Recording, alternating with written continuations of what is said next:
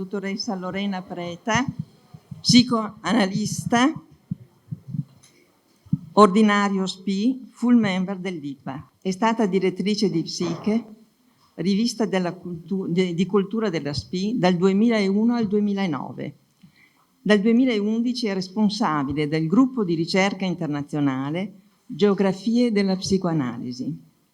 Ha ideato e diretto per molti anni Spoleto Scienza, da cui molte pubblicazioni, tra le quali Che cos'è la conoscenza con Cerutti, La narrazione delle origini, Immagini e metafore della scienza. Cura 2 collane, Geografia della psicoanalisi e Geography of Psychoanalysis per Mimesis International. Autrice di diversi articoli e curatrice di moltissime pubblicazioni, tra cui Nuove geometrie della mente, Cartografia dell'inconscio, Dislocazioni, Nuove forme del disagio psichico e sociale. Nel 2015 ha pubblicato il libro La brutalità delle cose, Trasformazioni psichiche della realtà, tradotto in varie lingue. Nel 2021 ha pubblicato il volume Prendersi cura. Proprio ieri è uscito per Mimesis Still Life, con il sottotitolo Ai confini tra il vivere e il morire. Presento ora il dottor Antonio Alberto Semi, psichiatra, psicoanalista, membro ordinario AFT della SPI, full member dell'IPA e maestro di molti di noi e di tanti altri. Direttore della rivista di psicoanalisi dal 1993 al 97, vicepresidente della SPI 92-94.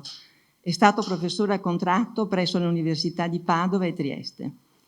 Membro di molti comitati scientifici internazionali e di redazioni di riviste inglesi, francesi e americane. Membro effettivo dell'Ateneo Veneto dal 94. Consigliere accademico dello stesso dal 99 e presidente del 2006 al 2009. Socio effettivo dell'Istituto Veneto di Scienze, Lettere e Arti dal 2022. Le sue numerose pubblicazioni spaziano dal campo della psicanalisi al sociale. Ecco alcuni titoli dei suoi libri.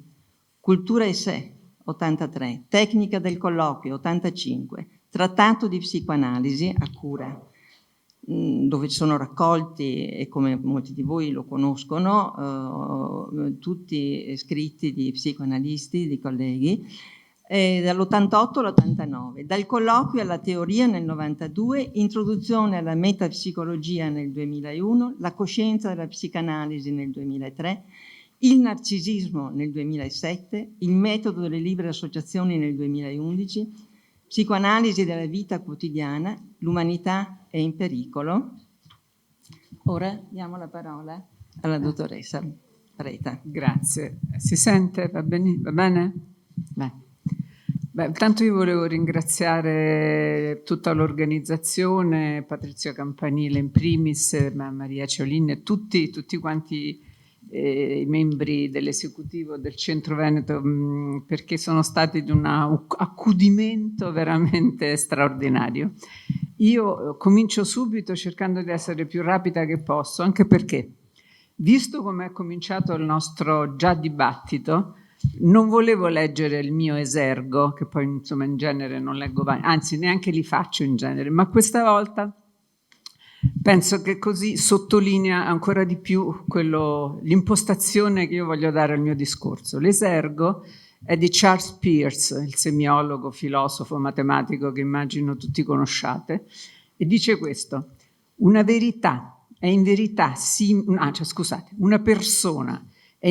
simile a un ammasso di stelle che, visto a occhio nudo, sembra un'unica stella, ma che, scrutato al telescopio della psicologia scientifica, si scopre da un lato essere multiplo al proprio interno e dall'altro non avere nessuna assoluta demarcazione rispetto a una vicina condensazione. Ecco, questa è l'ottica che io vorrei dare al mio discorso.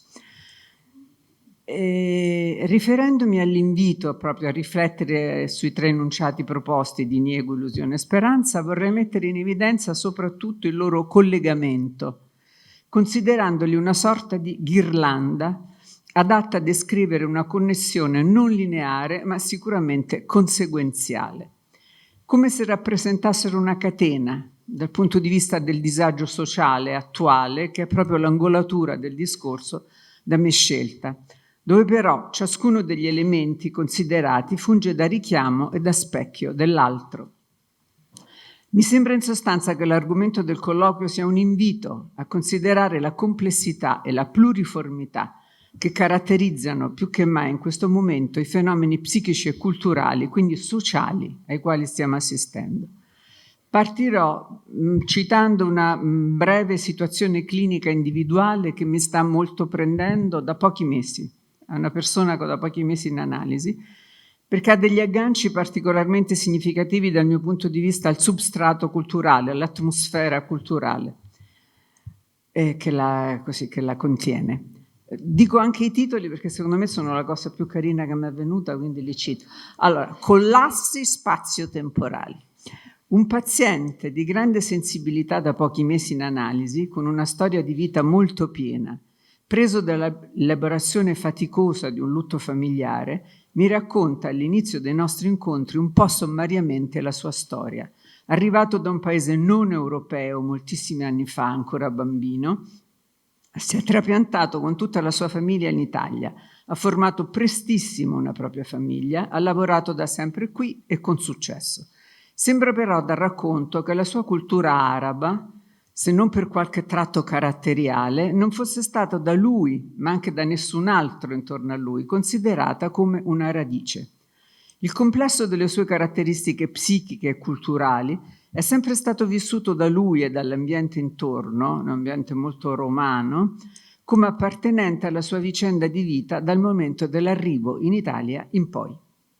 Nessuna delle sue scelte, dei suoi comportamenti, ma anche delle sue predilezioni affettive, delle sue soluzioni creative, lavorative, sentimentali, sembra essere stata per lui collegata alla percezione della provenienza diversa che lo contraddistingue. Però molto precocemente, veramente sono pochi mesi che è in analisi, un vero e proprio insight in analisi lo mette in collegamento non tanto con le caratteristiche proprie della sua cultura di origine, quanto con la consapevolezza di essere una persona che ha un altrove alle spalle. In sostanza una persona in qualche modo, come in analisi viene detto in realtà da me, in esilio. Un diniego fin qui, l'illusione di un'appartenenza che pure deve essere stata all'inizio caratterizzata da un adeguamento forzoso, forse addirittura traumatico, no? Ma portatore di una speranza di felicità e di riconoscimento da parte della nuova comunità a cui aspirava?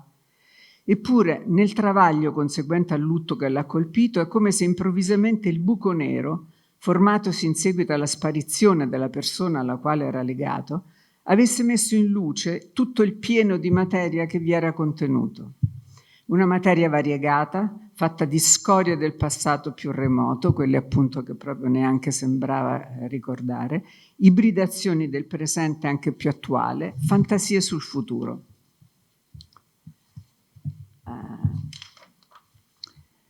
Questo turbinio non aveva lasciato spazio fin lì al sentimento di perdita, e questo poi è la cosa che è appunto il cuore della faccenda, rispetto alla sua provenienza. Eppure improvvisamente in seduta e da lì in poi compare la sensazione che questo fosse proprio il lutto che era venuto ad incontrare in analisi, non quello familiare, ma questo.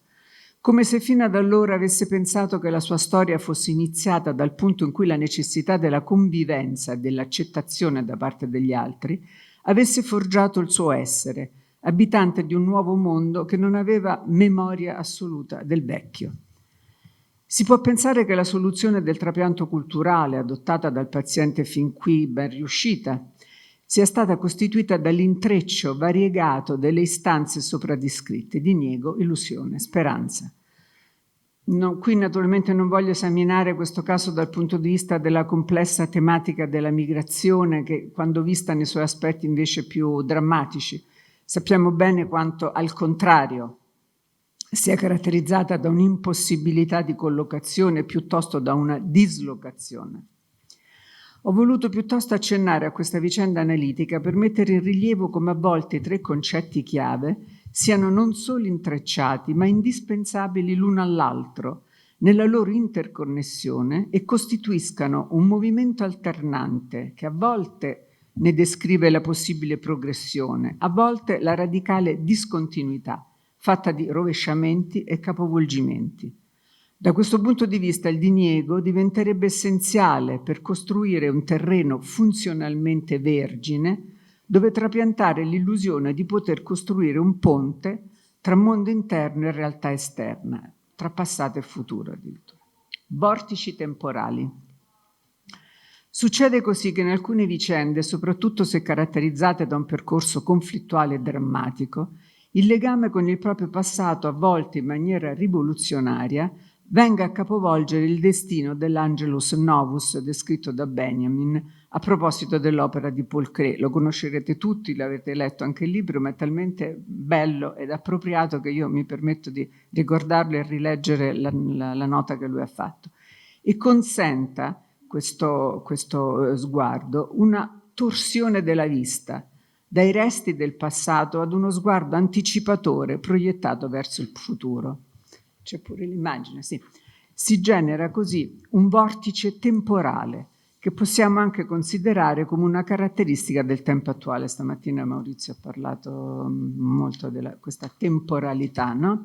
Dice questo pezzo di Benjamin: l'angelo della storia è il viso rivolto al passato, dove ci appare una catena di eventi, egli vede una sola catastrofe che accumula senza tregua rovine su rovine e le rovescia ai suoi piedi. Egli vorrebbe ben trattenersi, destare morti e ricomporre l'infranto, ma una tempesta aspira dal paradiso, che si è impigliata nelle sue ali ed è così forte che egli non può chiuderle. Questa tempesta lo spinge irresistibilmente nel futuro, a cui volge le spalle però, mentre il cumulo delle rovine sale davanti a lui nel cielo. Ciò che chiamiamo il progresso è questa tempesta, dice Benjamin. Ovviamente le implicazioni di questo meraviglioso discorso di Benjamin sono infinite e non le apriamo certo qui. Però mi serve per dire che possiamo anche dire che ciò che chiamiamo speranza e quindi proiezione nel futuro sia costituito proprio da questo turbine. Si tratta di una temporalità che forse solo nella psiche può essere rappresentata e forse solo nella vicenda analitica può essere vissuta pienamente. Nel tipo di società e di cultura attuali, anzi nelle culture attuali, poi sono molto appunto diverse, sembra che stiamo assistendo parallelamente ad un collasso di tempi e di spazi interni. Questo è comune, diciamo, alle varie culture. In questo senso la metafora del buco nero che ho adoperato prima, che inghiotta i materiali che si presentano sulla scena, appiattendoli fino ad annullarne apparentemente la sostanza, riflette la difficoltà di articolare una visione plurima e stratificata e soprattutto dinamica degli accadimenti psichici in relazione a quelli culturali e sociali. Una realtà virale. Come affrontare dunque questa particolare dimensione del tempo e della storia, in sostanza della realtà? Possiamo in una società come quella attuale, dominata dall'azione sempre più compulsiva, garantirci uno spazio non appiattito sul reale? La realtà sembra imporsi con la sua evidenza e la sua urgenza, non lasciando quasi spazi critici e soprattutto sembra non esistere alcuna percezione del collegamento col mondo fantasmatico sottostante. L'esistenza dell'inconscio e delle sue espressioni viene per lo più negata o non considerata come la fonte originaria delle manifestazioni individuali e culturali che con tanta virulenza si affacciano sulla scena chiedendo un'immediata soluzione, cioè un'azione nel reale. Eppure, da un certo punto di vista, potrebbe sembrare che ci sia al contrario un eccesso di rappresentazione, no? Siamo invasi da miriadi di immagini continuamente che invadono lo spazio mentale e quello sociale, ma siccome sono slegate dal necessario processo di simbolizzazione, o almeno in parte, che sembra appunto essere carente, rimangono come dei gusci vuoti queste rappresentazioni che si moltiplicano in maniera virale senza produrre altro che cloni di se stesse. Cioè una saturazione del campo che impedisce un pensiero critico che avrebbe invece bisogno di pause, faglie, disarticolazioni della scena reale. Si possono attivare degli stati persecutori della mente oppure dei vissuti megalomanici e onnipotenti che hanno l'effetto di allontanare la possibilità appunto di un'elaborazione dell'esperienza. Oppure, e forse è il fenomeno più evidente, per me assolutamente il più preoccupante, possiamo banalizzare il cambiamento, dandolo per scontato, senza nessuna problematizzazione e alimentando in questo modo un pensiero conformistico e acritico, come già Laura stamattina ricordava. In contrappunto a questa, che può sembrare una visione catastrofista della realtà, bisogna però tenere presente che quando ci si trova di fronte a qualcosa di sconosciuto o da un cambiamento di paradigma, ora siamo in questo, prevalgono l'allarme e l'angoscia e uno dei meccanismi di difesa consiste proprio nell'incapacità di cogliere le trasformazioni o peggio ancora di demonizzarle prima ancora di averle decifrate. Però fatta questo esame di coscienza andiamo avanti nella terribile analisi che invece continua. L'immaginario sociale. A volte all'esterno, nel mondo della cultura e dei mass media, sembra necessario segnalare quello che dovrebbe essere un dato acquisito, cioè che la realtà è sia psichica che culturale e sociale allo stesso tempo e che nessuna delle immagini che incontriamo può essere scollegata dalla sua origine inconscia a livello individuale e che questa a sua volta attinge ad un immaginario collettivo, anzi ad un immaginario sociale, volendo usare la definizione di Cornelius Castoriadis, che io amo molto, questa definizione. Cioè una corrente senza fine di significazioni e passioni, un nucleo produttivo che consente agli individui di trasmettere e creare continuamente il tessuto sociale, l'insieme delle rappresentazioni, delle pulsioni e dei desideri attraverso i quali vengono costituiti e riprodotti il sé e la società. Cioè un flusso rappresentativo, lo diceva, libero e defunzionalizzato, fuori da ogni logica finalistica, cioè una stretta connessione produttiva tra l'inconscio individuale e quello sociale. Ci sarebbe molto da discutere su questo, ma io volevo mettere in luce proprio questa produzione tra inconscio individuale e sociale. Come arrivare a denucleare da questa composizione plurima e in divenire le immagini culturali e sociali che occupano il tempo attuale, cioè le forme simboliche contenute nelle narrazioni che più o meno nascostamente abitano al presente l'immaginario sociale e ricoprono la funzione stessa dei miti, in realtà. André Green definiva il mito come un oggetto transizionale collettivo. Si tratterebbe dell'equivalente collettivo della funzione strutturante dell'illusione, in quanto avrebbe il compito di costituire il legame sociale tra realtà soggettiva e realtà esterna, e godrebbe del consenso comune, costituendo così un riferimento culturale e sociale per l'epoca di appartenenza. I fantasmi originari. Senza dubbio il mito che sta alla base di tutte le culture del mondo è quello legato al tema delle origini, anche se è rappresentato in maniere totalmente diverse tra una cultura e l'altra, come vediamo moltissimo con il lavoro di geografia della psicanalisi. Si tratta di un pensiero di fondo che con la sua persistenza e insistenza, Freud la chiamava così, l'insistenza di questi fantasmi originari, va a formare quelli che Freud individuerà appunto come i fantasmi originari. Questi però vanno distinti dai fantasmi delle origini, che rimandano invece alle teorie sessuali infantili e al romanzo familiare. Green, in opposizione a questi, infatti definirà i fantasmi originari come degli schemi primordiali, che corrisponderebbero all'incontro tra configurazioni percettive ed esperienza individuale. Qui ci sarebbe da aprire un discorso complesso e interessantissimo su, diciamo, una correlazione con le preconcezioni di Bion. Mi pare che forse Laura stamattina o Maurizio già, forse Laura ne avevi già accennato. Allora, non sarebbero contenuti addirittura, secondo Green, ma dei mediatori, arrivando a dire Green che l'unico originario che esiste è una convenzione utile a fissare un confine arbitrario alla teoria per ottemperare a motivi pratici. Quindi cosa rimane? Rimane questa spinta euristica che porta a comporre queste formazioni immaginarie, e la sua fondamentale funzione rimane di costruzione dell'architettura sociale. Potremmo supporre che esistano delle fantasie più propriamente che non dei fantasmi o dei mitologemi, no? Che occupano lo spazio mentale dell'individuo e determinano le espressioni che emergono nella cultura sociale.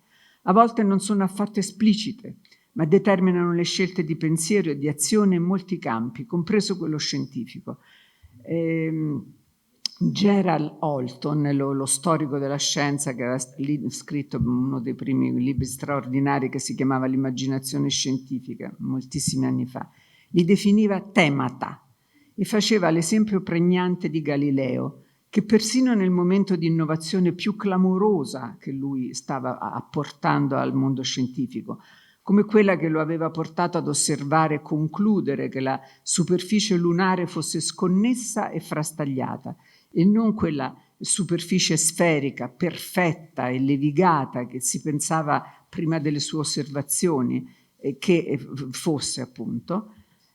Eppure il suo temata, quello di Holton, rappresentava una tale profonda e inamovibile convinzione che gli era impossibile in quello stesso momento accettare l'idea del movimento ellittico dei pianeti, che sarebbe stato, come dire, ovvio per lui accettare, sostenuta da Keplero, no? Perché è assolutamente discordante con questa, appunto, sua idea estetica che il cerchio fosse la figura perfetta e dominante, quindi non poteva che essere quella l'immagine dell'universo.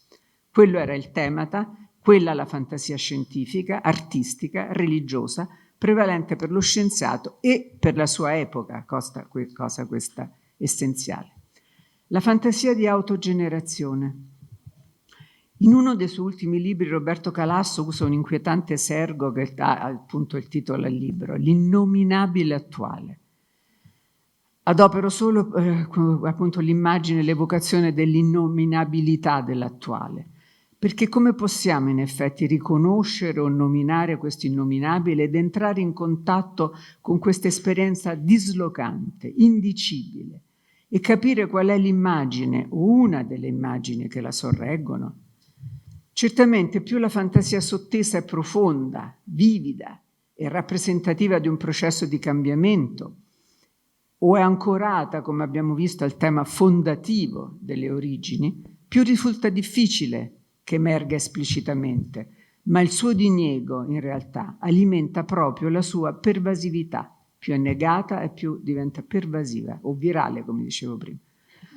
Come ricordavo nel dialogo intervisto con Silvia Mondini, in preparazione del colloquio, già molti anni fa, per l'esattezza nel 1999, cioè 24 anni fa, in un libro che raccoglieva le relazioni di un convegno su psicoanalisi e bioetica, intitolato Nuove geometrie della mente, insieme a molti psicoanalisti e filosofi bioetici, ci ponevamo il problema degli effetti dell'introduzione delle biotecnologie nella vita contemporanea, denunciandone la novità e lo sconcerto collegati. Era evidente che ci trovavamo di fronte ad un'esperienza perturbante, dove i confini estranei o familiari risultavano sempre più confusi, anche se in realtà immagini di questa natura da sempre occupano la nostra mente, che è da sempre popolata da ibridi, incesti, accoppiamenti dei più inusuali, appunto i miti ne parlano. Eppure era già chiaro allora che nell'epoca attuale il grande salto da questi fantasmi, da questi miti, da queste fantasie, fosse concesso, fosse dato dalla possibilità di tradurre queste fantasie in realtà. Una possibilità quasi immediata che rende ogni fantasia attuata senza neppure essere stabilmente contenuta nella psiche. Non ci sono parcheggi, dicevo in quel libro, dove collocare questi fantasmi e aspettare che vengano affrontati in un percorso di crescita. Non ci sono iniziazioni che rendano significativo il passaggio dal mondo magico onnipotente dell'infanzia a quello necessariamente frustrante della realtà. E riferendomi in particolare... Quanto sono già avanti? Posso? Vado? Riferendomi in particolare ecco, alla cultura cyborg che si andava allora consolidando, citavo la filosofa femminista Donna Haraway, che nel suo manifesto cyborg si augurava un mondo dominato da corpi assemblati appunto con le macchine, i cyborg, ma soprattutto si riferiva, importante per quello che voglio dire, ai due miti occidentali delle origini tra loro contrastanti, cioè il mito della rinascita, che poi è il mito cristiano, cattolico, e quello della rigenerazione, augurandosi che sposassimo quest'ultima, la rigenerazione, dominata dall'immagine della salamandra, lei diceva, che è un animale che una volta che un suo arto viene tagliato o insomma viene amputato per qualche motivo, lo rigenera senza nessuna nuova nascita di tutto il corpo della salamandra, né quindi senza alcuna riproduzione sessuata, ma rinasce.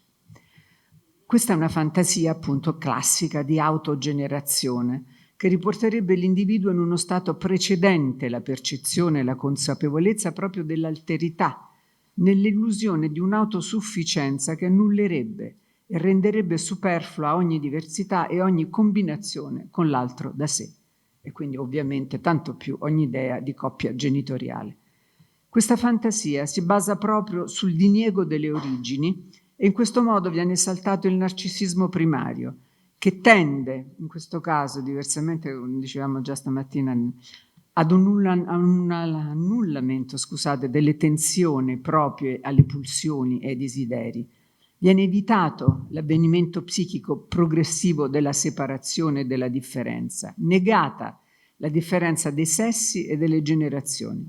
Racamier, nella sua ancora attualissima analisi di quello che definiva l'antedipo, diceva che il narcisismo, in questo caso, gonfiato di diniego, viene riempito di vuoto. Umano non umano.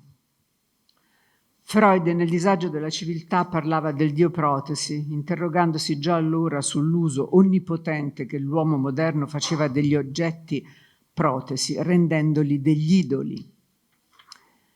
Quando molti anni fa iniziarono a diffondersi giochi e film sui Transformers, non so se vi ricordate, poi chi aveva dei bambini li ha visti adoperare moltissimo, con quei continui montaggi e smontaggi di esseri meccanici, o le trasformazioni del corpo in corpi macchine che facevano, sembrava di trovarsi di fronte a dei rituali che rappresentavano proprio la frantumazione, la parzialità, cioè dei simulacri di un'interezza psichica che si stava in parte sgretolando.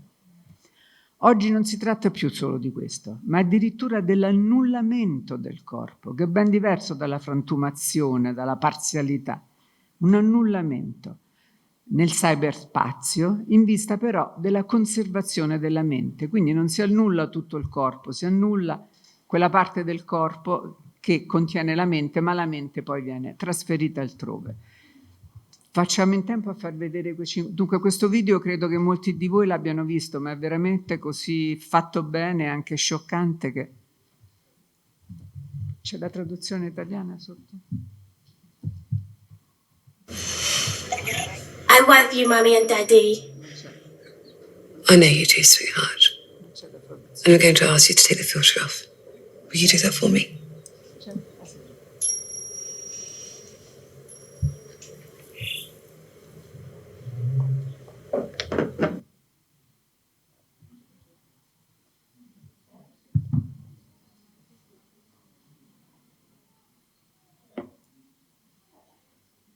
C'era, dice che c'era, stanno dicendo che c'era. C'era.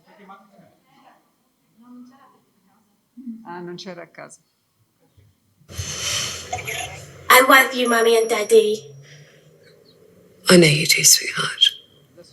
And I'm going to ask you to take the filter off. Will you do that for me?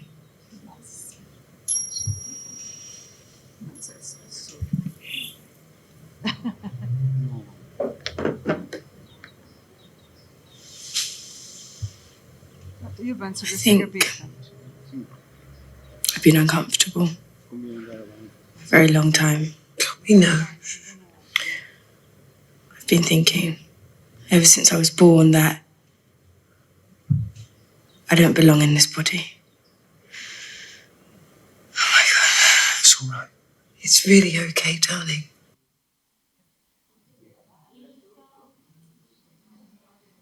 Non ci perdiamo tempo, se no non ce la Sì. facciamo.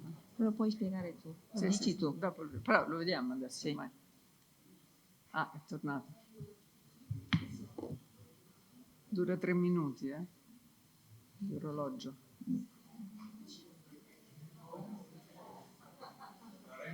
Sì? Sì, ma non ho il testo inglese perché non mi ricordo come faccio a tradurre.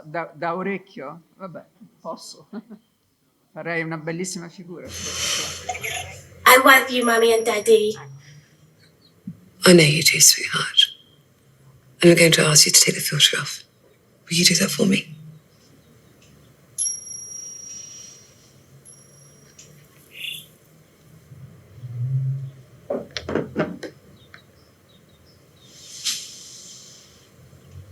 I think I've been uncomfortable a very long time. We know. I've been thinking ever since I was born that I don't belong in this body. It's all right. It's really okay, darling. I've been reading up on it, and I think I'm trans. Oh, sweetheart.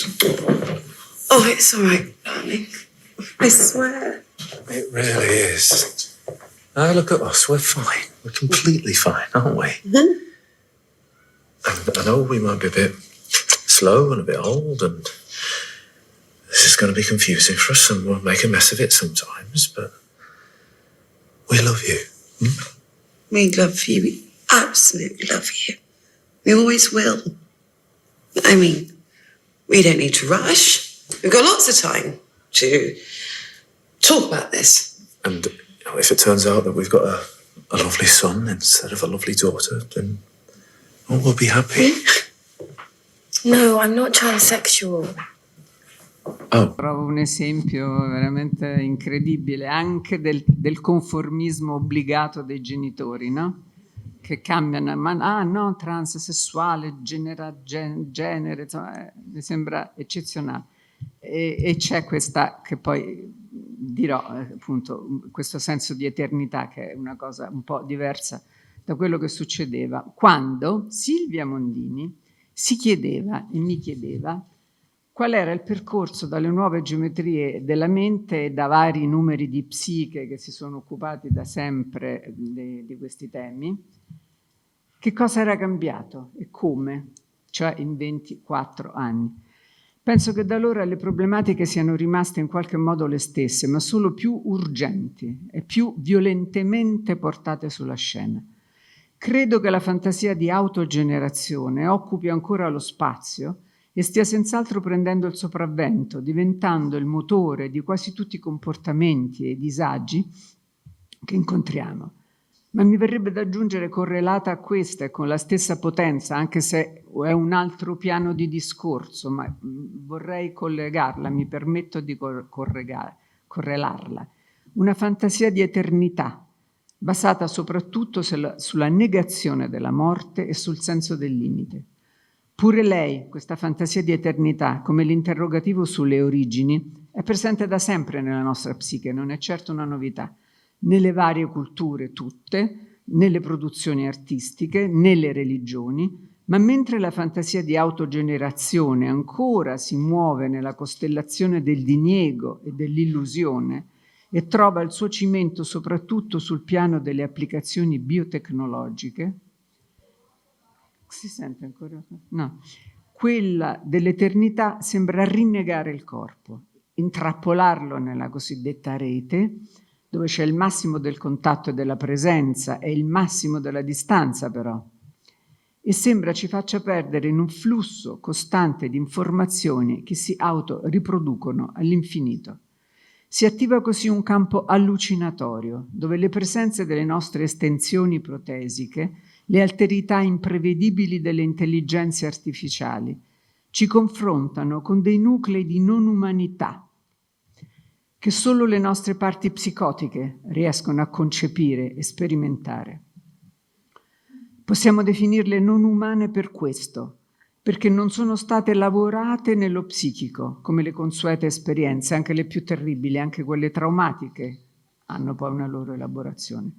Ma è importante riconoscerne sia la radicale alterità che l'appartenenza alle produzioni dell'immaginario sociale e costituiscono in fondo l'irrinunciabile materia del nostro stesso pensare e creare, la sostanza delle forme di vita nella loro varietà, sempre alterate e deformate dalle trasformazioni continue che subiscono.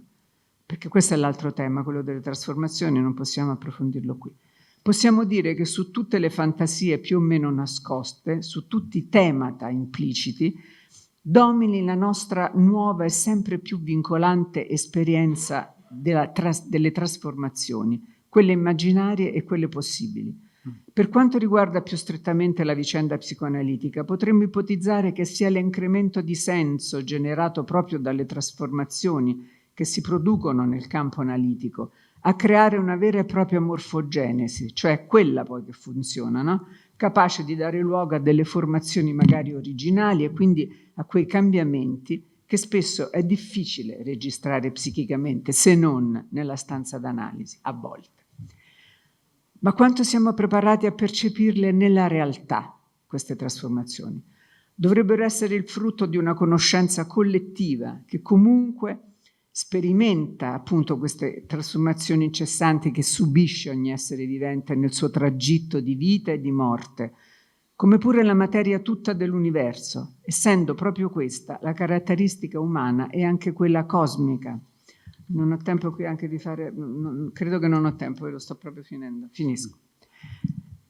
No, volevo citare un articolo molto bello su David Bowie, perché c'era una frase fatta da Anna Cordioli, c'era una frase che riprende molto il mio esergo, mi era sembrata interessante, descrivendo tutte le trasformazioni di questo gigante che era David Bowie, che dall'inizio della sua carriera fino alla fine ha cambiato personaggio molte volte, proprio fino alla fine, dice la Cordioli, lo insegnano le stelle, senza combustione, ovvero senza trasformazioni di stato, non si brilla, ma ancora peggio non si è.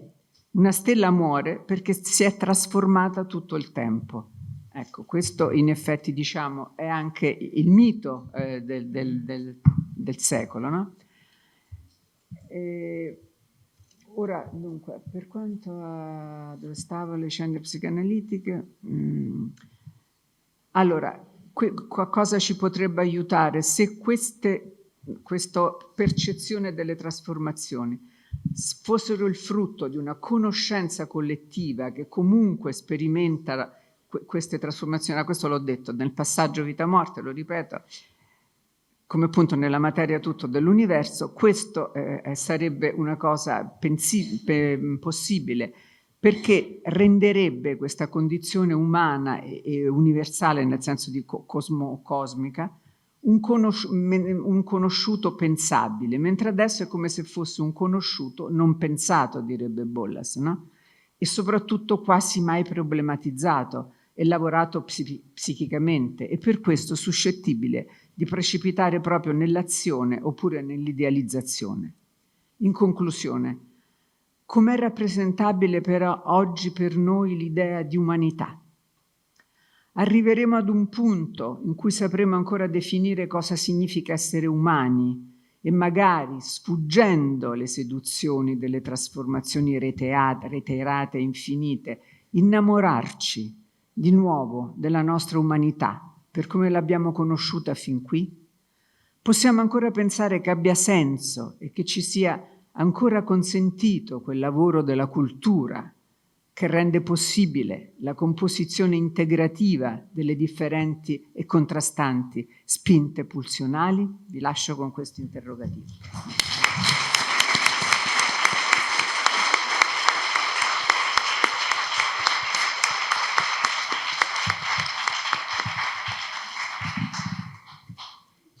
Ringrazio molto Lorena Pretta per questo suo lavoro che è frutto di tanti anni.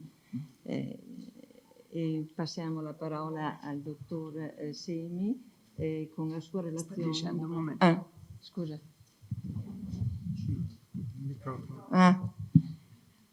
La relazione del dottor Semi, Le Temps de Cerise. La stagione delle ciliegie, verso maggio-giugno, consente di raccogliere questi bei frutti a due e allora di usarli come orecchini messi a cavallo delle orecchie. Così le ragazze francesi usavano fare per celebrare la pienezza della primavera e per attrarre deliziosamente i ragazzi, i quali sapevano o imparavano a loro spese però che quel rosso succo che sprizzava dalle ciliegie quando essi le abbracciavano si poteva convertire in rosse gocce di sangue, rappresentando il dolore possibile in ogni amore. Eppure il tempo delle ciliegie, quello degli slanci, delle passioni condivise, della realizzazione del desiderio, rimane un tempo indimenticabile per tutta la vita. La canzone Le Temps de Cerise, composta nel 1866 da Jean-Baptiste Clément e musicata da Antoine Renard 2 anni più tardi, ebbe però un destino particolare, quello di divenire una sorta di inno della Commune di Parigi e in particolare di celebrare quella settimana di sangue, appunto nel maggio del 1871, allorché le truppe di Versailles massacrarono più di 30.000 comunards spegnendo l'esperienza socialista. Una strofa, aggiunta però dopo la disfatta, terminava con questo distico: ma quando tornerà il tempo delle ciliegie fischieranno ben forte i fucili vendicatori. La canzone, viceversa, come avete sentito, non parlava di battaglie, benché si sia perfino interpretata come se parlasse, anziché di bal, cioè di pallottole. Parlava invece dell'amore, dell'innamoramento, della possibilità di perdersi nell'amore, qualunque sia il senso di questo perdersi e qualunque sia il costo di questo perdersi. E parlava della indimenticabilità di questa esperienza.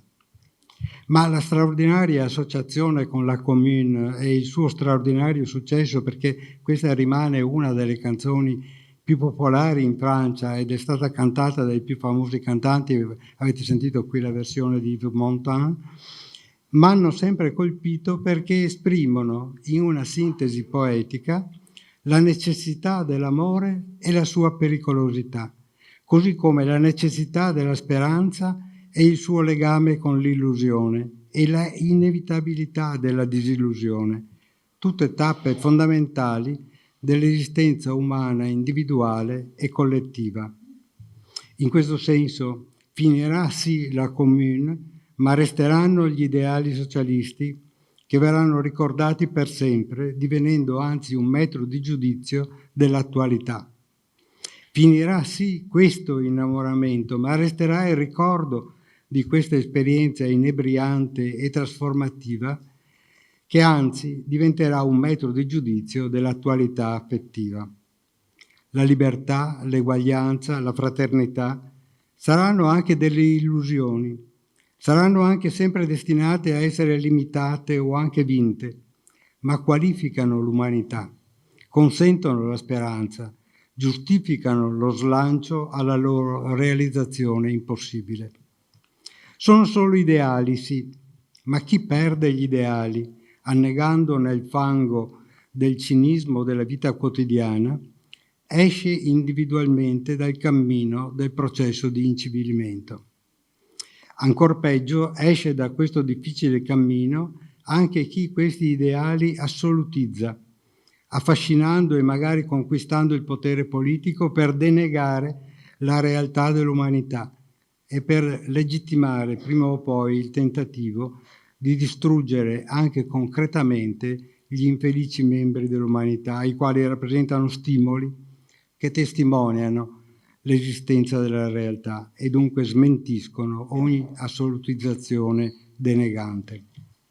Se qualcuno assolutizza, tanto per fare l'esempio più banale ma anche più atroce, il valore della purezza, la purezza era un'idea fissa, ma se uno la assolutizza cercherà di eliminare ogni stimolo che testimonia l'esistente, che risulta per definizione impuro. Che si tratti allora di rom o di disabili, di omosessuali o di ebrei, o di comunisti, o di social traditori, o di terroristi e trotskisti, o di miseri contadini. Che si tratti soprattutto e in fin dei conti di persone che vogliono pensare con la propria testa, cioè diversamente. Non è un caso poi che in queste situazioni vengano adoperate e messe in atto sempre metafore anali, dall'uso fascista dell'olio di ricino alle purghe staliniane. L'assolutizzazione dell'ideale comporta l'odio verso la realtà, che deve essere evacuata. O viceversa, una potente carica di odio spinge verso l'assolutizzazione dell'ideale. Questi appena citati sono ideali ormai sconfitti?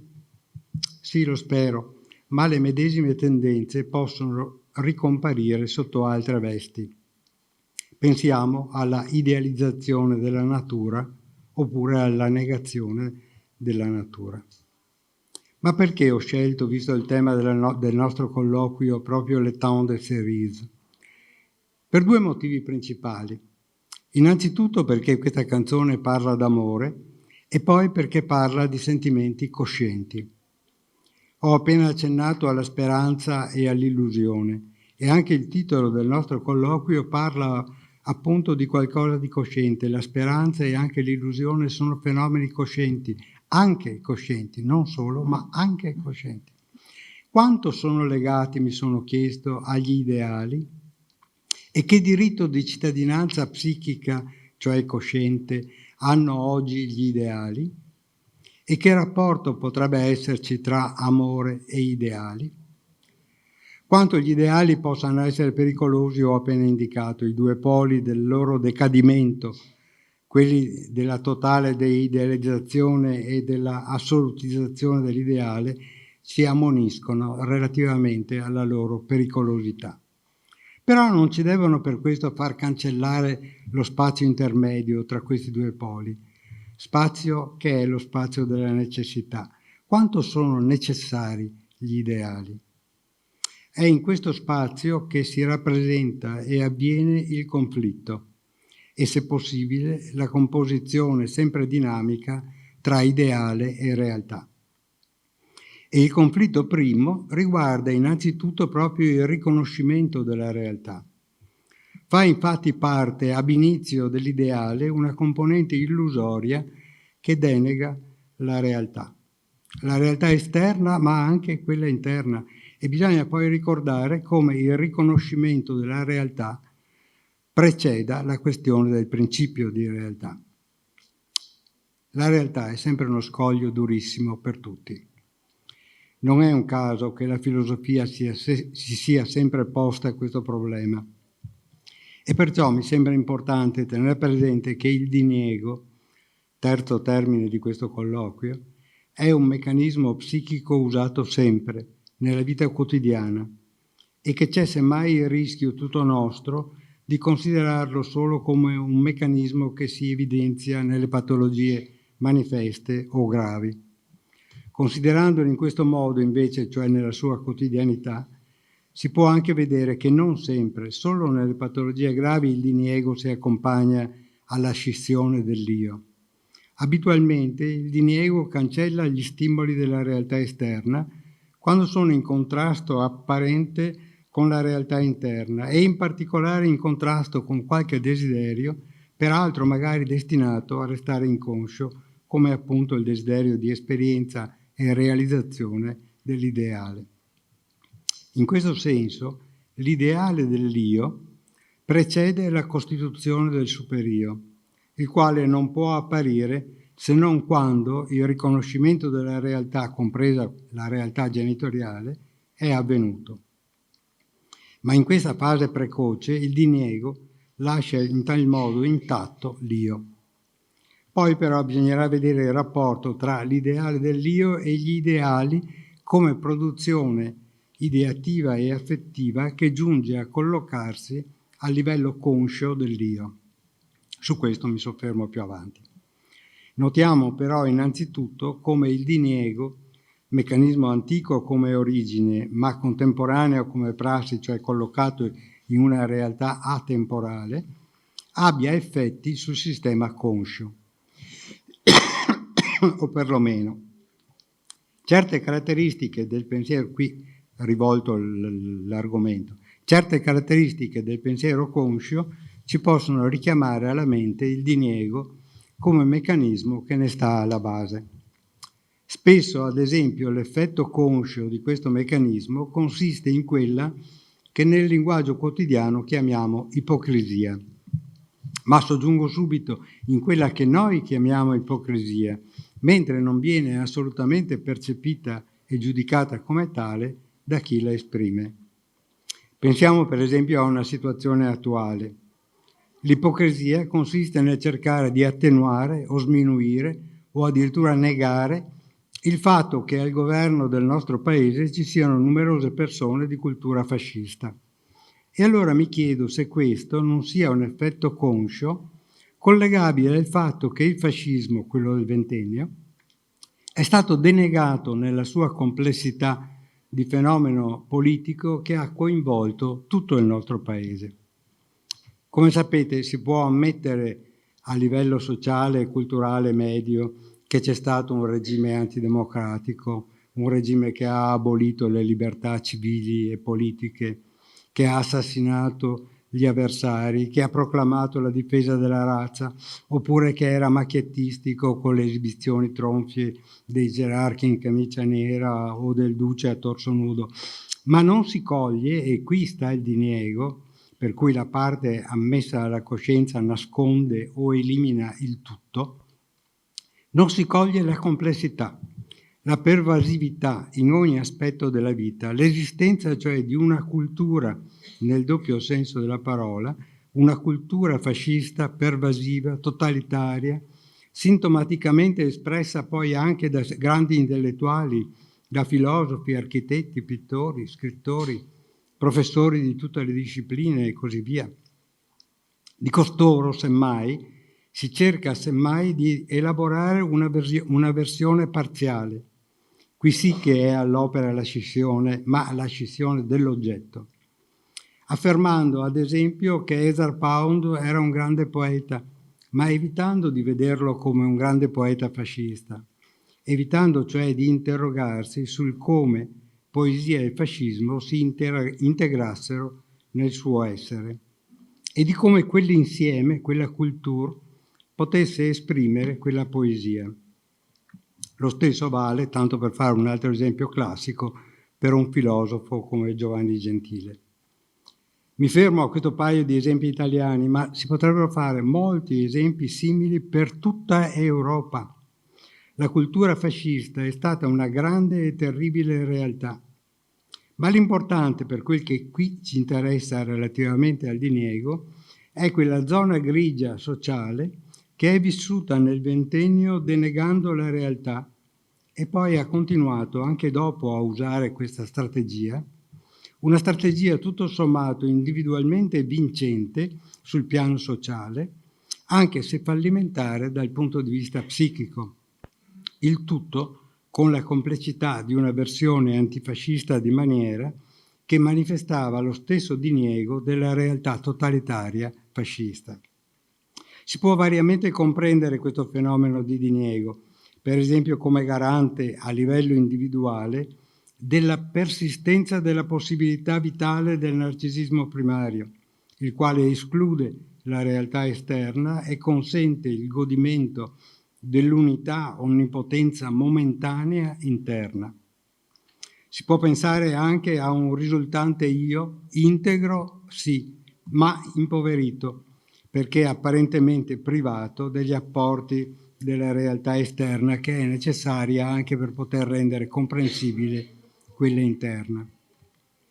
Il diniego andrebbe concepito, insomma, come un'attività costante e dispendiosa, finalizzata a eliminare gli stimoli percettivi contrastanti, un'attività che rimodula continuamente il campo degli effetti dell'esame di realtà. È per questo che il conflitto tra ideale e realtà mi sembra interessante, perché il diniego può essere esercitato a monte per evitare il conflitto e evitare quindi la possibile ma difficile composizione realistica di una soluzione individuale e collettiva. Comunque il diniego può essere necessario o conseguente anche al mantenimento dell'illusione e della speranza, intesi come stati d'animo fortemente investiti e, almeno temporaneamente o transitoriamente dominanti, tali da imprimere una direzione alla vita individuale e collettiva. Fin qui, come vedete, ho fatto esempi che implicano in vario modo, stando al livello conscio, il sentimento dell'odio, ma credo che lo stesso riguardi l'amore. È proprio in questa prospettiva che l'innamoramento mi sembra sia un fenomeno psichico da osservare con cura. Ma facendo attenzione anche qui a un rischio professionale psicoanalitico, quello che, ricercando le determinanti inconscie di un fenomeno psichico, può per così dire dare l'impressione di sminuire la realtà psichica conscia, quella percepita immediatamente dal soggetto. Su questo Freud ha richiamato la nostra attenzione con grande garbo, quando, ad esempio, nelle osservazioni sull'amore di Transfert, sottolinea ripetutamente che si tratta di vero amore. Come ricorderete nelle ultime pagine di questo piccolo saggio, Freud oscilla continuamente tra il sottolineare da un lato la realtà del sentimento di amore della paziente e dell'analista, sottolineo e dell'analista, e la realtà della determinazione inconscia di questo sentimento, e dall'altro lato il sottolineare invece come quelle che possono sembrare caratteristiche patologiche dell'amore di Transfert sono invece proprio le caratteristiche fisiologiche e tipiche dell'innamoramento. La cecità nella valutazione della persona amata, la scarsa attenzione alla realtà, la conseguente imprudenza che consente slanci affettivi comunicati, la riedizione di conflitti infantili. Queste che ho appena accennato, però, bisogna notare che sono caratteristiche dell'innamoramento viste per così dire da fuori. Visto da dentro, cioè dalla parte dell'innamorato, la musica cambia. L'innamoramento è uno stato soggettivo inebriante che davvero colora la realtà di tutti i colori possibili, che consente di riconoscere e ritrovare nell'oggetto d'amore caratteristiche desiderabilissime e che spesso consente piacevolmente al soggetto innamorato di sentirsi capace di superare le difficoltà che si oppongono alla realizzazione del desiderio e comunque di tentarci. Ci si può chiedere, e spesso ci si è chiesto, se questa sia una condizione ipomaniacale. Ma, ancora una volta, questo è un giudizio da fuori e infatti una persona diversa dall'innamorato può ben dire che egli ha perso la testa per il suo oggetto d'amore. Ma l'innamorato può per contro affermare di aver ritrovato la testa, di aver scoperto che prima essa era immersa nel grigiore e che ora gli consente di percepire davvero come stia la realtà. Forse prima di andare avanti conviene chiedersi a che innamoramento faccio riferimento. È questo un punto delicato perché esige di chiedersi cosa e come si manifesti un amore e un innamoramento fisiologico e di più, quale sia la funzione individuale e collettiva che questo stato d'animo svolge. Ritorno qui quindi alla questione della necessità o meno di uno spazio per l'ideale, per l'oggetto ideale, che poi noi possiamo ricondurre al seno materno, che è una prospettiva molto differente anche a uno spazio per lo stato psichico conseguente all'esperienza dell'allattamento soddisfacente, ossia che noi possiamo ricondurre a un oggetto esterno o a una condizione di soddisfazione narcisistica. E su questo ovviamente c'è tutta una letteratura a partire da Freud, ma passando poi per Lewin, Grimberger, Chasles-Mirguel, giungendo a Pontalisse e Green. Ma la questione è: che spazio per l'ideale? Faccio un piccolo esempio clinico che da veneziano mi ha sempre colpito. Dopo il superamento di una situazione di grave inibizione affettiva, anni fa un paziente alla fine dell'analisi mi racconta che il giorno prima, dopo un felice rapporto sessuale con la sua attuale partner della quale è innamoratissimo, gli è venuta l'idea di uscire di casa e di portarla sul campanile di San Marco. E lì è rimasto incantato dalla bellezza del panorama, ma soprattutto dal fatto che da lì poteva vedere le cupole della basilica e ha capito tra virgolette, che quelle cupole erano l'immagine dei seni della Santa Madre Chiesa. Un'immagine bellissima. Non l'avevo mai pensato, mi disse, ma mi sembra proprio che sia così. Insomma, il paziente ha avuto quella che potremmo chiamare un'illuminazione con una modifica del senso della realtà percepita che, a mio parere, gli ha aumentato, gli ha cambiato in meglio la percezione della realtà, facendogli cogliere significati simbolici possibili in precedenza ignorati. L'esempio mi ha sempre colpito anche perché non riguardava direttamente la persona che egli amava. Quello che stava osservando e che lo aveva spinto poi a dirmelo era uno stato d'animo particolare, quello che da fuori potremmo definire come stato di soddisfazione post-orgasmica, ma che consentiva non solo di sentirsi in un protratto e particolare stato di comunanza con la partner, ma anche di sentirsi particolarmente capace di leggere la realtà, di cogliere significati simbolici, ma quanto realmente sentiti, altrimenti impercepibili. Qui, come vedete, la percezione viene modificata, ma modificata in più, si potrebbe dire, non in meno, come quando è all'opera il diniego. Le temps de cerise, allora, è questo: un allargamento, un aumento del senso, del significato riconoscibile e in qualche modo attribuibile agli stimoli sensoriali, determinando la percezione dello spessore della realtà, quando appunto significa contenuti simbolici altrimenti non accessibili. Una situazione transitoria finché si vuole, ma soprattutto ideale, perché consente di sentirsi diversi e più completi, anche se ciò può magari comportare la percezione del possibile rischio del significato doloroso delle gocce di sangue delle ciliegie spremute, oltre che del gusto spiacevole e piacevole della loro dolcezza. Ogni anno la stagione delle ciliegie può ricordare l'esperienza inebriante dell'innamoramento, ma anche quella dell'amore investito sulla comunità umana, sulle sue possibilità di diventare davvero umana, civile. Insomma, una situazione psichica soggettiva, quella dell'innamoramento, che realizza, sperimenta l'esistenza di possibilità generalmente non sperimentate. Una situazione ideale, dicevo, ossia una situazione nella quale l'esperienza dell'ideale diventa cosciente per un effetto di allagamento di libido nei riguardi della realtà esterna. Mi chiedo quanto gli ideali coscienti individuali abbiano a che fare con questo possibile stato d'animo, ossia quanto gli ideali coscienti siano anche un effetto del desiderio o della possibilità di investire libidicamente la realtà esterna.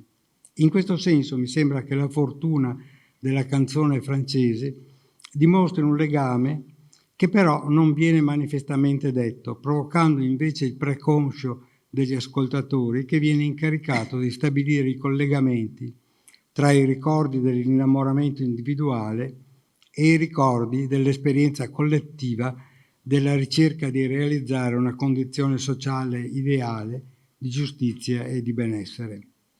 Insomma, una continuità e un passaggio da un ideale ad un altro. Però, e proprio per questo, conviene chiedersi, dicevo poco fa, a che innamoramento faccio riferimento.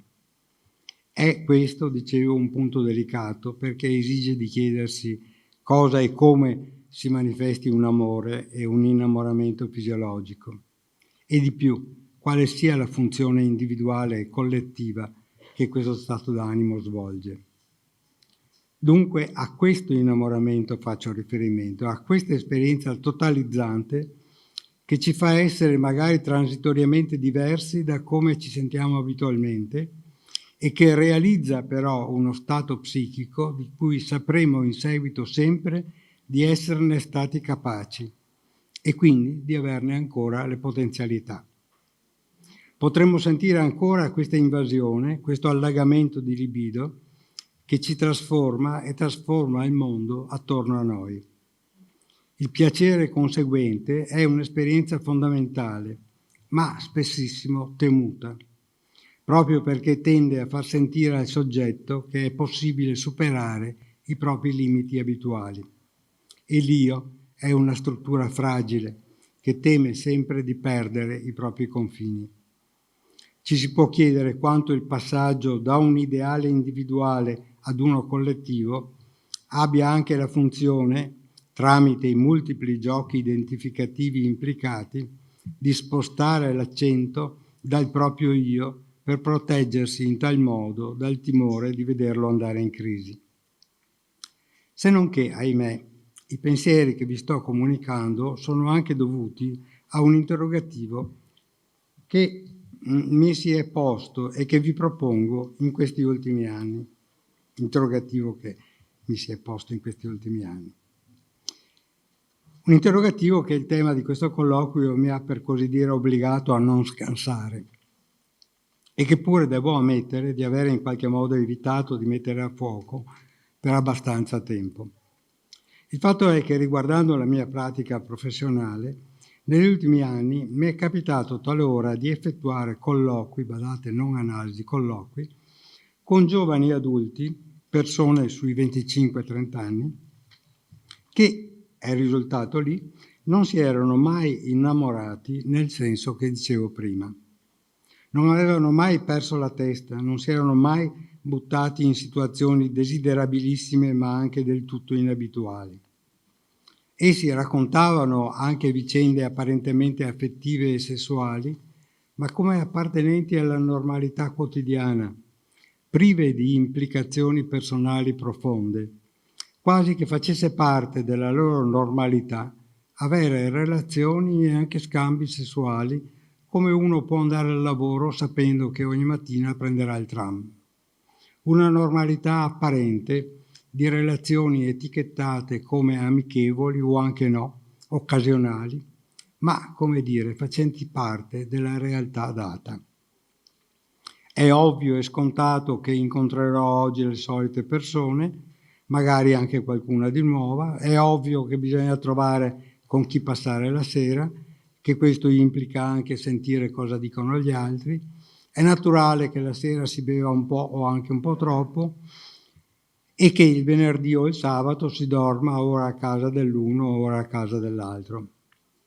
Era giudicato da costoro anche piuttosto esagerato che i genitori si preoccupassero per questo stile di vita, ma proprio per accontentarli avevano consentito a venire da me, pur non avendo in fondo alcun grave grattacapo, tranne proprio paradossalmente il fatto di non avere particolari desideri, anzi proprio di non sapere quali desideri davvero avevano. In fondo qualcuno di questi si interrogava circa i desideri dei genitori. Cosa volevano davvero costoro da loro? Da loro, con i quali peraltro sembravano essersi inconsciamente identificati. Si trattava di famiglie cosiddette per bene, gente che aveva lavorato, guadagnato quel che bastava, senza mai arrivare a posizioni sociali elevate o di potere, ma anche senza mai fallire. E a me cosa chiedevano tutti questi? Alcuni volevano, per così dire, un certificato di non aver bisogno di me, in modo da poter tranquillizzare i loro parenti. Un paio d'altri invece erano disponibili, bontà loro, a una serie di colloqui purché fossero nei loro orari e sufficientemente diradati. Confesso che all'inizio mi ero chiesto se queste persone, prive di grandi desideri, fossero depresse, ma poi mi ero detto che semmai avevano un effetto deprimente su di me. Effetto razionalmente ingiustificato, perché si trattava comunque di persone intelligenti, dotate di una buona capacità di discorso e di descrizioni dettagliate del loro eterno presente, un mondo interiore che ovviamente non conoscevo e che avrebbe potuto incuriosirmi, ma che altrettanto ovviamente tendeva appunto ad apparirmi di una normalità sconsolante. Un mondo privo di eros davvero. Ma era anche un mondo imbevuto di Thanatos? O si trattava di un compromesso che in un certo senso ingannava sia Eros sia Thanatos, consentendo di andare avanti senza chiedersi troppo perché? Potevano permettersi costoro di avere l'esperienza del piacere o invece sperimentavano solo la condizione, appunto anale, di sollievo all'evacuazione della tensione? Avevo riletto questa relazione fino a questo punto, allorché mi sono detto che qui occorreva una frattura, un taglio, una cesura, o forse che questa richiesta interiore che mi stavo facendo era la traccia che era rimasta di questi colloqui, una traccia più insistente di quanto non mi fosse sembrata finora. Tagliare, rompere, non era forse un'immagine o una conseguenza di ciò che teoricamente chiamiamo istinto di morte? Ma che collegamenti volevo tagliare dentro di me? E poi di quale morte si trattava? Anche i legami personali, come i collegamenti interiori, quelli che possiamo cercare di mantenere, ma anche di confinare nel preconscio, magari per non prenderne atto, per non essere travolti dalla forza che hanno, anche i legami, insomma, vanno sentiti come scioglibili, se non altro per poter riconoscere davvero i singoli elementi, gli ingredienti, le componenti di un insieme che giustificano inconsciamente un legame. E come sto cercando di farvi vedere, la questione dell'ideale e quella dell'illusione e della speranza, dopo essere state prese alla larga a partire da una canzone per giunta di un altro paese e poi passando per vicende anche orribili ma apparentemente lontane, questa faccenda dell'ideale stava avvicinandosi a me, prima alla mia pratica professionale, poi a quello che provavo io. Vi dirò che tutto d'un colpo l'immagine complessa che mi era balenata alla mente e della quale volevo individuare le componenti e nella quale volevo rompere i legami che mi sembrava si intrecciassero in modo tutto sommato asfissiante, ossia che non lasciavano più passare aria libera e fresca, era l'immagine della nostra cara società psicoanalitica. Ma come? Il ricordo di una serie di colloqui che non erano esitati in trattamenti psicoanalitici, il ricordo di persone che mi erano sembrate prive di desideri forti e vitali, prive di motivazioni travolgenti alla vita, o almeno a quella che a me sembra una vita degna di essere vissuta. Mi si collegava all'immagine della società e dell'umana societas nella quale avevo trascorso una vita intera. Una realtà rimandava all'altra o viceversa una, quella dei colloqui, serviva a mettermi in evidenza cosa mancava in quella della società psicoanalitica. Cosa avevo denegato dentro di me finora? Da una parte dunque c'era la società psicoanalitica necessaria per l'esistenza e la trasmissione di quella cosa vitale e per me essenziale che è la psicoanalisi. E all'altro lato c'era la psicoanalisi stessa, oggetto d'amore e inevitabilmente oggetto d'amore ideale. È possibile che fosse a rischio, innanzitutto dentro di me, il legame tra società psicoanalitica e psicoanalisi?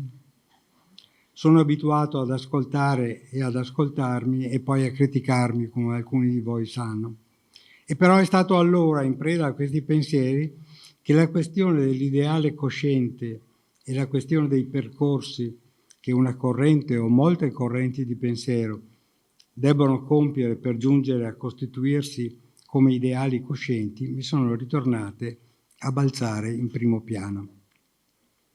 Certo, so bene che l'incompletezza è una caratteristica della psicoanalisi, perché la psicoanalisi è innanzitutto lo specchio della realtà umana e la condizione di incompletezza è quella strutturante per l'individuo, così come potrebbe esserlo anche per un gruppo o un'istituzione.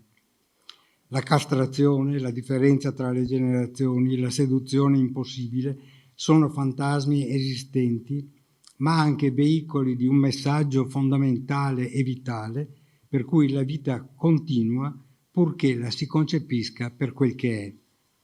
E naturalmente anche l'istituzione che riguarda la psicoanalisi è incompleta, continuamente da modificare se si vuole che sia espressione e conseguenza della vitalità della psicoanalisi.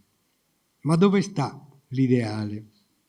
Dove sta la passione che, come in ogni innamoramento che si rispetti, spinge verso mete magari inarrivabili? Non saremo noi come quei comunari che accettano di rischiare e perdere la vita di fronte alla violenza dei burocrati di Versailles? Oppure all'opposto, all'altro polo? Non rischiamo di adattarci sempre più alle richieste dei ministeri, a quelli della cosiddetta realtà, al tram tram che ci parla di analisi, tra virgolette, condotte a 2 e magari una seduta alla settimana, e perché no, anche una volta al mese, a distanza o in presenza, non importa. Non rischiamo insomma anche noi di diventare come quei giovani adulti ai quali ora sono grato di avermi risvegliato questi pensieri, come quei giovani adulti assolutamente normali, cioè inseriti e adattati in una realtà che chiede solo di essere pacificamente castrati. Riusciamo a sentire e perciò a trasmettere la passione forte che ci scuote o ci dovrebbe scuotere ad ogni momento dell'attività professionale, perché ce l'abbiamo dentro anche in ogni momento della nostra vita? Sono pensieri che in una forma o in un'altra mi sembra stiano attraversando tutta l'International Psychoanalytical Association, non solo un problema italiano. Ma collocarli lontano, nell'IPA, non serve a nulla, sono vicinissimi, anzi sono dentro ciascuno di noi. A proposito di diniego da superare.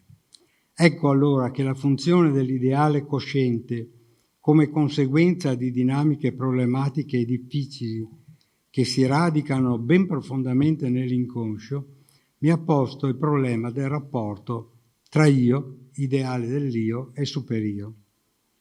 Ecco insomma che posto di fronte a questi interrogativi mi è toccato ancora una volta dirmi che l'aveva già detto Freud che a un certo punto non c'è che la strega. Ma bere l'intruglio che la strega propone e che Mefistofele impone a Faust è sempre difficile per tutti. Eppure non c'è alternativa se si vuole in qualche modo raggiungere l'oggetto d'amore. Il problema però è quello che già Goethe aveva mirabilmente afferrato del rapporto tra l'ideale oggetto d'amore e se stessi.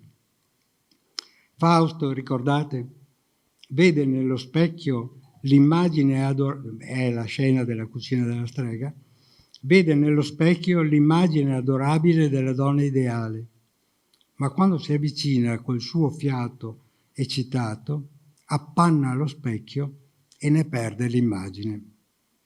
Quella donna non l'avrà mai, perché lui è davanti a uno specchio, si sta guardando. L'ideale dell'io è sempre comprensivo di un'immagine di sé, perché è figlio di un investimento forte di tutto l'individuo, di un investimento dell'ess sull'io. Ma con il filtro della strega, Faust potrà arrivare egualmente all'alta potenza della scienza nascosta a tutto il mondo. Sto citando la strega. Certo, pagando un prezzo. Vogliamo ancora provarci? Naturalmente non mi sfugge, se volete autoironicamente, che Faust è un vecchio scienziato che intravede la conclusione della sua avventura vitale e che a una certa età è più facile identificarsi con lui, magari con un pizzico di mania di grandezza. Ma mi sembra che la lezione di Goethe abbia anche il senso di dire che tutti possiamo invecchiare psichicamente, tutti possiamo cioè vivere del ciclo normale dell'ortolano che si ciba del prodotto del campo senza ritenere indecoroso concimare il proprio campo con la propria merda. È questo il polo della deidealizzazione cui accennavo all'inizio di questa relazione. La funzione dell'ideale cosciente mi sembra dunque quella di mantenere in vita la dimensione dell'impossibilità, sapendo che senza di essa il decadimento è sicuro e al tempo stesso sapendo che con essa sola si corre il rischio dell'assolutizzazione. Non c'è speranza se non c'è ideale, anche se conosciamo bene l'elemento irrealistico della speranza, quello stesso che si incarna nell'illusione. E tuttavia ciò non basta. Non si tratta cioè di coltivare un ideale ben temperato, nel senso di visto con quella consapevolezza che rappresenta un sintomo. Necessario sì, ma non per questo meno sintomo. Sto citando Freud, il saggio sull'inconscio.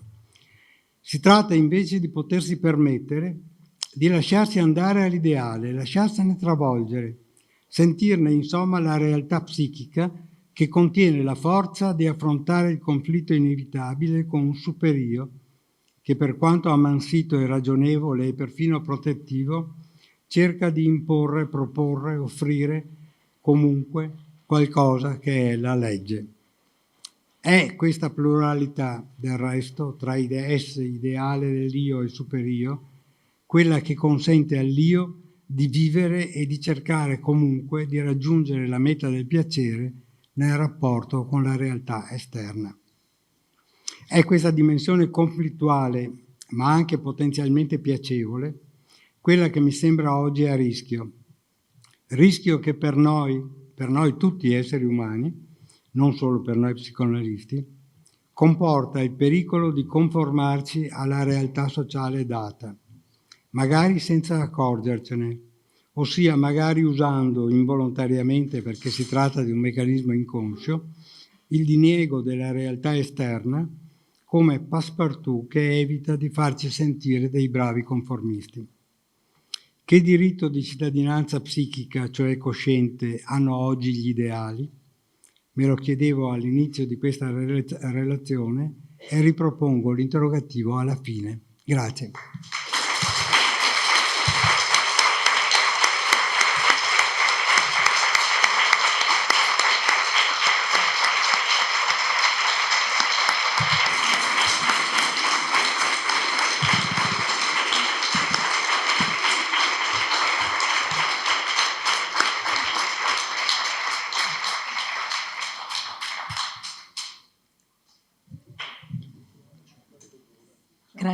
Grazie anche ad Alberto Semi per questa bellissima relazione